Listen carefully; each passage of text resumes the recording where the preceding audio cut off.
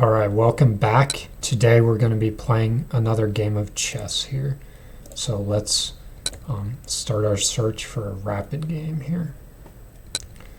And looks like we're playing about a 1600 rate opponent, and we're playing with the white pieces. So we will go for our king's knight game here. And bishop to b5, initiating the Ruy Lopez. Bishop to a4, and it looks like we're having, so this is a deferred classical defense, which means a classical defense with a move a6 thrown in, and bishop to a4. So I believe against the deferred classical defense we can still push c3 here, which is normally how we would respond to the classical defense.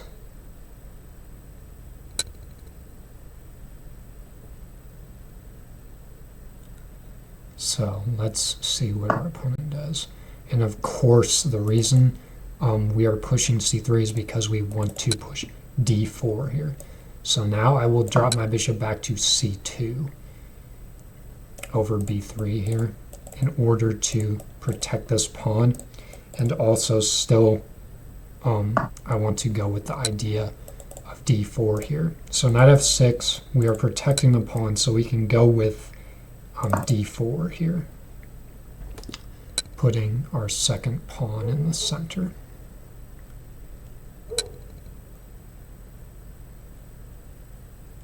All right, and we capture back the pawn. And we can maybe expect a bishop b4 check or bishop to a7, retreating the bishop. And now we can simply castle. Could also play a move like e5 here, controlling the center and pushing for more space here. It looks good as well. But let's castle first, play it kind of simple here. And now e5 looks kind of appealing. I'm kicking this knight away and kind of grabbing more space here. So I like the look a lot of e5 here.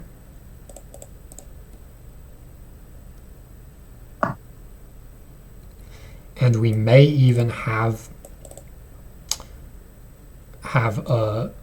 an option to give a Greek gift sacrifice, as it is called here.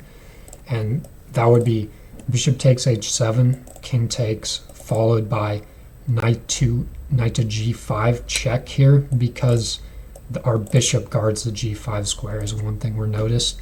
And another thing we're noticing is we can also follow this up with both queen to g4 if the king moves forward, or queen to h5 if the king goes back after the check.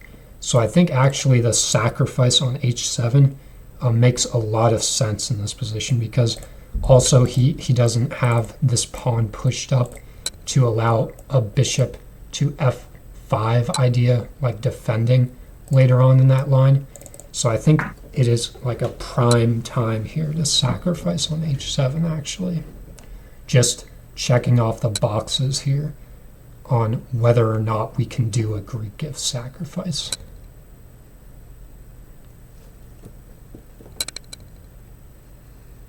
So let's give our opponent time to think here to see if they want to take the bishop. Okay, our opponent takes and we give this check here. The most common follow-up to the Greek gift.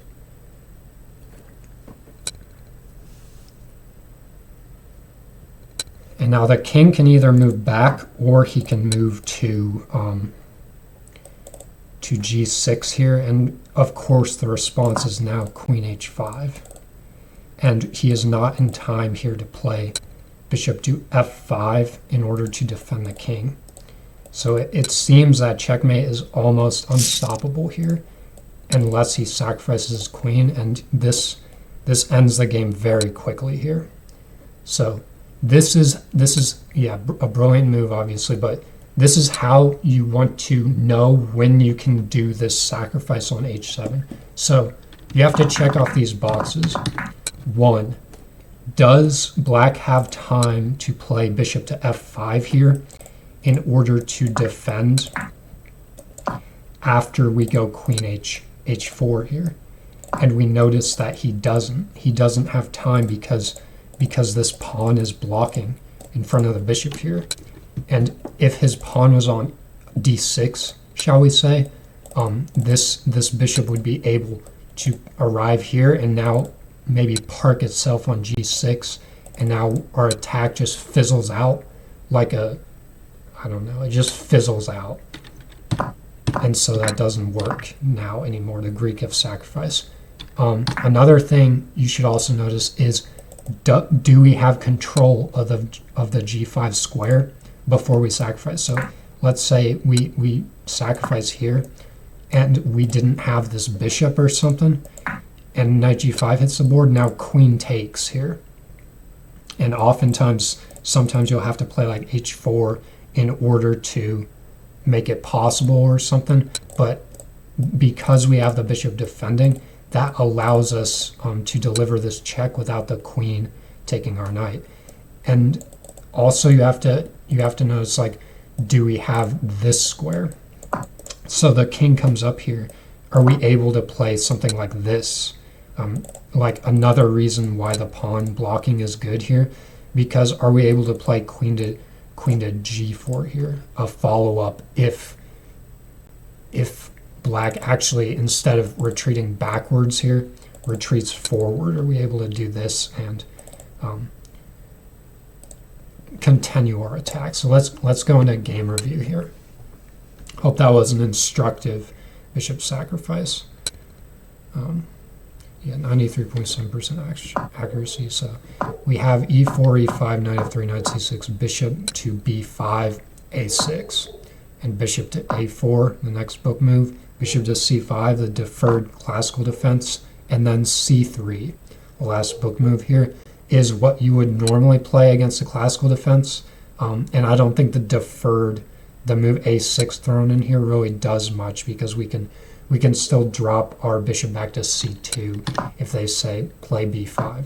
So now bishop to c2 is good. You can also, I was also considering dropping it back to b3, maintaining tension along this diagonal, but it makes it simpler for calculation of like d4 against knight f6 here is one consideration I had, because knight f6, this pawn is now protected. So essentially he had to play d5. That's interesting because of my bishop placement on c2. But d4 now hits the board like a clap, and we take and recapture here. He could have thrown in the move, yeah, bishop to b4, I thought was a little bit better than this retreating move, because this retreating move, like, it leaves no more tension on the board essentially after. So e5, I could have played e5 immediately, but castling I thought was a little bit simpler. I mean, there's essentially no threats that black could pose significantly after e5. So definitely I could have not delayed this move. I mean, he could have gone like knight to g4, but then like we just castle and everything's probably even better. So castling was a little bit of a mistake, especially that, but I still have a really great advantage after castling.